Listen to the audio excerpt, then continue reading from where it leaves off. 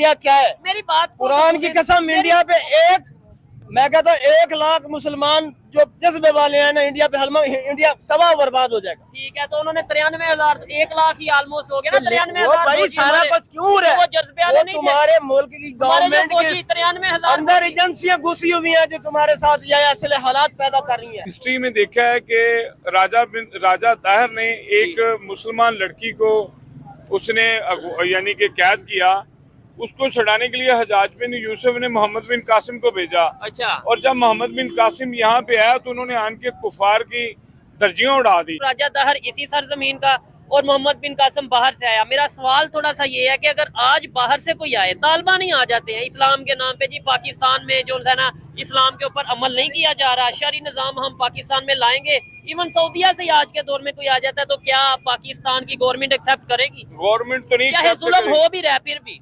Government नहीं accept करेगी। आप एक्सेप्ट करेंगे? मैं एज ए मुस्लिम उसे एक्सेप्ट करूंगा। आपने क्या बोला है?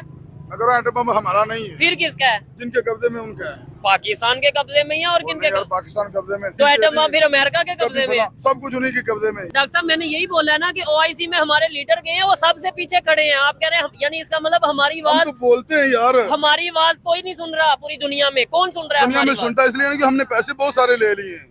तो हम क्यों एक तरफ हम कहते हैं जज्बा बहुत है, एक हमें तो तरफ कान से पकड़ के नीचे बिठा देते हैं, उधर बैठ जाओ तुमने पैसे देने हमारे। एक ईरान वाहिद मुल्क है जी, और जिसके 28 साल हो चुके हैं, जिसके पास ऊपर पाबंदियां लगी हुई हैं, पाबंदियां। ठीक है, और वो अपनी कोई चीज ना बाहर भेज सकता है, ठीक है। ना किसी से वो ले सकता है। इंडिया के साथ वो ट्रेड यार क्या इंडिया चाइना- इंडिया क्या है? इंडिया क्या है? इंडिया तो ईरान का मुसलमानों का दुश्मन है, वो काफरान है वो। तो फिर इंडिया से ईरान हेल्प मांग रहा है, फिर किस चीज की हेल्प मांग? सऊदी अरेबिया के जो ये प्रिंस हैं, सब मेरी बात ये सुने। सब झूठ है। हमारे अंदर ये जज्बात है ना, अल्लाह हमें मोहम्मद बिन कासिम बनाएगा, आपने हमें अबाबिल बनाएगा। जैकेट फुल मुजाहिदीन वाली पहनी है, फुल जज्बा भी और आप यार मुजाहिदीन वाले नहीं, ये सर्दी के बचाव के लिए पहने हुए हैं। ट्रेनिंग तो नहीं मुजाहिदीन वाली? ट्रेनिंग नहीं। सारे कलमा को मुजाहिद है। मेरी तमाम उम्मत मुसलमान के मुसलमानों से मैं एक माइक के सामने बात कर रहा जी, जी, हूँ। उधर मेरी से। गुजारिश है ठीक है, उधर तमाम मिलकर मुसलमान अच्छा कुफरान कुफ्र यहूद नसारा और कुफरान का मुकाबला करें अच्छा। और इनको मार गिराएं। किस चीज हमारे में मुकाबला? मुकाबले में वो कुछ भी नहीं है। मैं कहता हूँ मुकाबला करें, लेकिन टेक्नोलॉजी में, एजुकेशन में मार कराए वाली बात कहाँ से आ जाती है? हमने क्यों ईमान से बड़ी कोई वो टेक्नोलॉजी चेंज हो रहे हैं। ठीक है,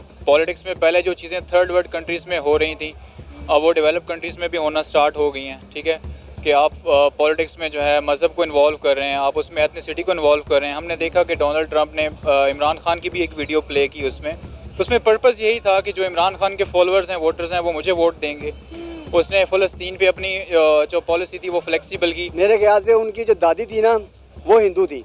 अच्छा। हाँ, जो उसके बेटे का जो है ना डोनाल्ड ट्रंप की माँ जो थी वो हिंदू थी। तो अच्छा। जिसकी वजह से वो उसमें थोड़ा बहुत उनका खून रस बस रहा है, जिसकी वजह से वो वहाँ से पहले आती सीधा वो चले गए, वो गए थे मंदिर में जाके पूजा पाठ के चले गए। डोनाल्ड ट्रंप का जो है ना वो एक मोटो है कि वो अपना उसका माइंडसेट है कि नो वॉर्स, अमेरिकन फर्स्ट। और अमेरिकन जो मेजर उनकी कंट्री उनकी जो मेजर कंपनीज़ हैं आईटी बेस्ड हैं, जो जैसे एनवीडिया की बात करूं, एप्पल की बात करूं, किसी चीज़ की भी आप टेक बेस्ड कंपनी की बात करें, उसमें सबसे जो मेजर आपको उसके अंदर ह्यूमन रिसोर्स की बात कर लें या कुछ किसी भी तरह से उनके बात कर ले तो उसमें ज़्यादातर इंडियंस बैठे हुए हैं। ये जो पॉलिटिशियंस हैं या जो भी हमारे स्टेक होल्डर्स हैं, वो हम आम आवाम को इन्हीं बातों में उलझा के फ़लाँ हमारा दुश्मन है, फ़लाँ हमारा दुश्मन है, ठीक है, इन्हीं चीज़ों में उन्होंने हमें लगाए रखा और हम डेवलपमेंट में बहुत पीछे रह गए। जहाँ तक वीज़ा की बात है, मैं खुद चूँकि एजुकेशनल कंसल्टेंट हूँ,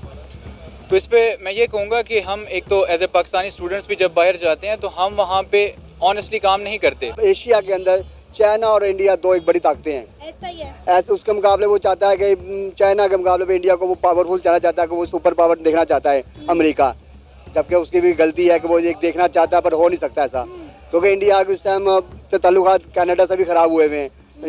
सिखों को मारने की वजह से उसके ताल्लुकात बहुत ज़्यादा ख़राब हैं, जिसमें जो बाइडन का बड़ा किरदार रहा, उन्होंने बड़ी कोशिश की कि मैं इनको मामले का ला लूँ, पर वो ना कर सके। पाकिस्तान की तरफ से अगर देखें तो कोई कंट्रीब्यूशन नहीं है, उल्टा हम उधर से इमदाद ही लेते हैं। तो अमेरिकन जो है ना वो ज़्यादा फोकस उन्हीं को करेंगे ना आगे। जो डोनाल्ड ट्रंप का अपना मोटो है कि मुझे बिजनेस चाहिए, टैक्स एंड टैरिफ्स की बात करता है, तो उसको तो चीज़ें ज़्यादा पॉजिटिव कहाँ से मिलेंगी, वो ऑब्वियसली इंडिया की तरफ से मिलेगी। पाकिस्तान को उसमें क्या करना है, यहाँ से उसको सिर्फ इमदाद चाहिए पाकिस्तान को, और इसके अलावा हम जो है ना उसकी इकोनॉमी के अंदर कुछ भी कंट्रीब्यूट करते हुए बहुत नजर बड़ी खबर आपके साथ शेयर करें। दो निहायत ही अहम सीट जो कि अमेरिका के अंदर बताई जाती हैं। पहले पर्सन का नाम है जी मार्को रोबियो, जो कि सेक्रेटरी ऑफ स्टेट जो है ट्रम्प के गवर्नमेंट के अंदर मुंतखब किए जाएंगे, और ये भी जी प्रो इंडियन है और एंटी पाकिस्तानी बताए जाते हैं। दूसरे जो एक सीट है जी नेशनल सिक्योरिटी एडवाइजर की, माइक वॉल्ट्स, ये भी जो है प्रो इंडियन है और इंडिया के लिए बहुत ज्यादा जो है इनके अंदर पोटेंशियल देखने को मिल रहा है। और ऐसा लग रहा है कि अमेरिका के की जो कांग्रेस है उसमें हर कोई जो है ना इंडिया के साथ अपनी लॉयलिटी दिखाने के लिए ना बेताब हो रहा है। हर कोई कह रहा है कि मैं प्रो इंडियन हूं, मैं इंडिया के लिए काम करूंगा। तो ये जो गवर्नमेंट बनती हुई दिखाई दे रही है, इस पे आप क्या कहेंगे? जितने भी नाम आ रहे से CIA चीफ का भी नाम आया, वो तो ऑलरेडी इंडियन ओरिजिन से थे। तो ये ट्रम्प तो सब ऐसे लोग अपने इर्द गिर्द इकट्ठे कर रहे हैं, या तो इंडियन ओरिजिन से है या फिर वो प्रो इंडियंस हैं। ऐसा क्यों? देखिए, मैं थोड़ा सा डिसएग्री करूंगा आपसे। देखिए, जी जो ठीक हो गया।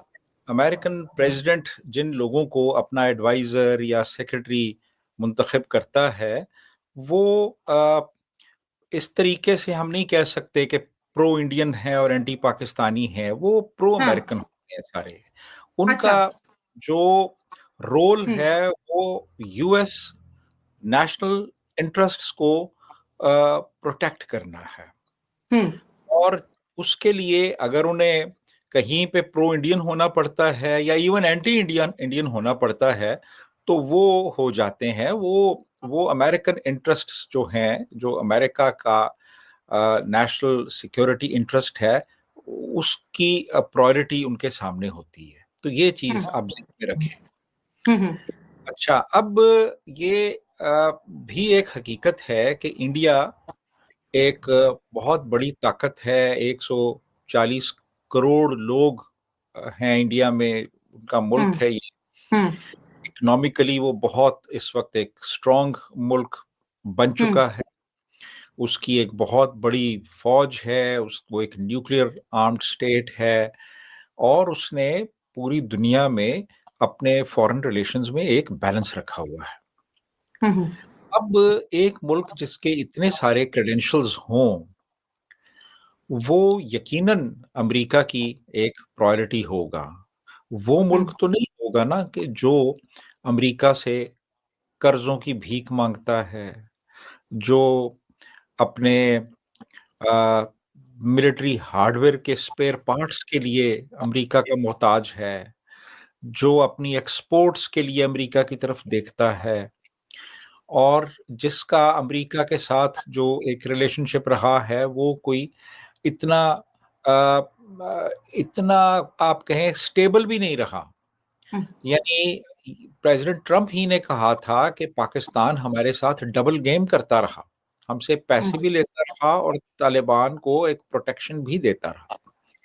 तो अब एक ऐसा मुल्क जो मोहताज हो हर लिहाज से दुनिया में, जिसकी पॉलिटिकल इस वक्त सिचुएशन इंतहाई क्रिटिकल हो, इकोनॉमिकली वो बर्बाद हो चुका हो, वो मुल्क जो है वो तो अमेरिका के नेशनल सिक्योरिटी पैराडाइम में इस वक्त भी नहीं आता। अमेरिका के नेशनल सिक्योरिटी पैराडाइम में इंडिया आता है, क्योंकि वो चाइना के लिए काउंटर बैलेंस का काम देता है। वो 140 करोड़ लोगों की एक मार्केट है। इंडियंस है वो अमेरिका में हर शोबे जिंदगी पे छाए हुए हैं।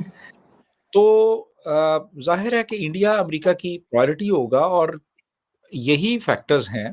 और फिर उनकी जो फॉरेन पॉलिसी रही है, यही फैक्टर्स है कि जो उन्होंने अपने ये दो एडवाइजर्स उन्होंने इस वक्त मुंतखब किए हैं, रिपोर्ट यही हुआ है, वो प्रो इंडियन हैं दोनों। तो ये वजह है कि इंडिया के अंदर वो क्वालिफिकेशंस मौजूद हैं जिनकी वजह से लोग इंडिया होते हैं। हमारे में क्वालिफिकेशंस नहीं है, हम क्वालिफाई नहीं करते कि हम किसी के फेवरेट हो। इस तरह से हम तो अरबों के भी फेवरेट नहीं है। अभी आप देखें वो रियाज में जो कॉन्फ्रेंस हुई है उसमें शहबाज शरीफ को उन्होंने कोई लिफ्ट ही नहीं कराई, वो पीछे हाँ, खड़ा। पीछे। तो ये फैक्टर्स हैं जी। इंडिया और पाकिस्तान का अब जो है वो कोई कंपैरिजन रहा ही नहीं है।